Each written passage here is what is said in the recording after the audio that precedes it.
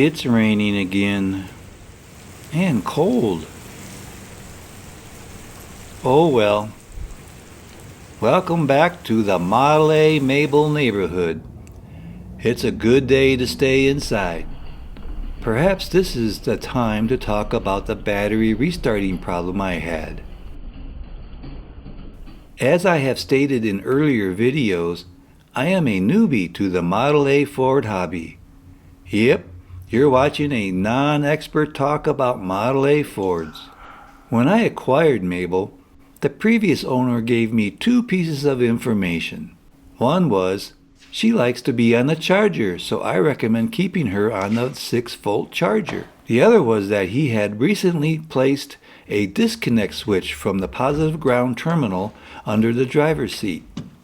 Let's take a look.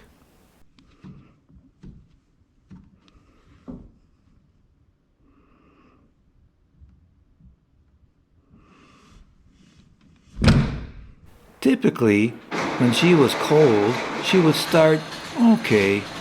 Pull out the choke and let her go immediately, as you YouTubers say.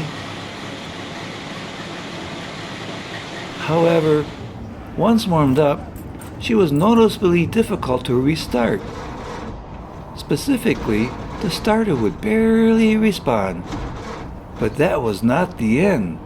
After warm up and shut off, she would suddenly just totally die electrically.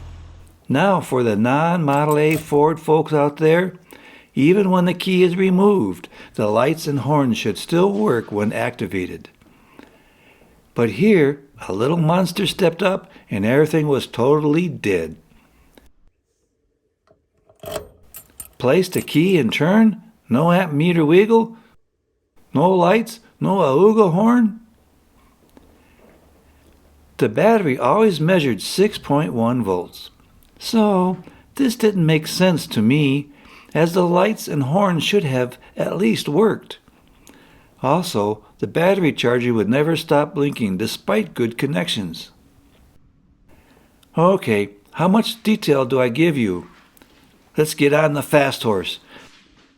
The battery charger never sends full charge with the battery connector straight on the battery despite the 6.1 volts. Took the battery in and checked it out, and it was good, and it was recharged. It did start strong upon the first startup after the store's charge, but it returned to its sluggish starts, very sluggish restarts, and blackouts upon being turned off after being warmed up. However, always the next day with a cold engine, the blackout was gone. It's time for me to try to come up with a hypothesis, gather information and data, and test things out. Now, a pertinent story here first. When I was working on my Master's of Science, I was taught a story about a chicken farmer that wanted to go on a 2-week vacation. However, he didn't have anyone to care for his chickens while he was gone. So he built a feeder that would twice a day drop some food for his chickens. When he returned, he found his chickens strutting around like wild disco dancers, and thus this event was dubbed the Disco Chickens. You see, operant conditioning had occurred. Whatever behavior they were engaging at the time the feeder released, that would reinforce their behavior to do it again. The second time the feeder released, they may have been doing something a bit different, so they would then do both. Imagine, after 2 weeks and 28 random reinforcements, how all those chickens looked like trying to get the feeder to work again. The disco chickens later became technically known as superstitious reinforcement.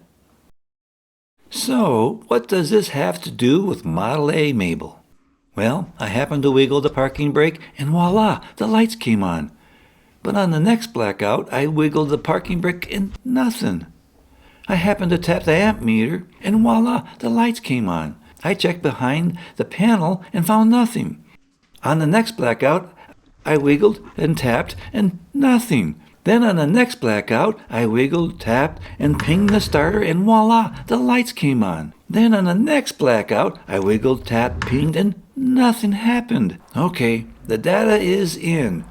I turned myself into a disco chicken.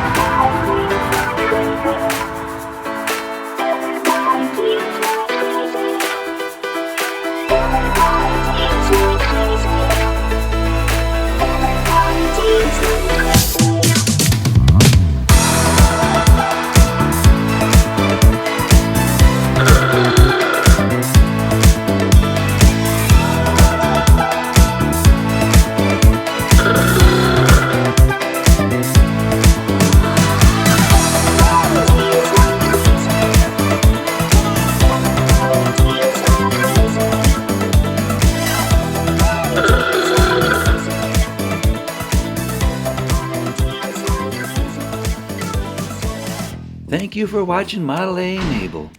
Hit that like 'em button, subscribe if you already haven't, thank you if you have, and welcome to the Model A Mabel neighborhood.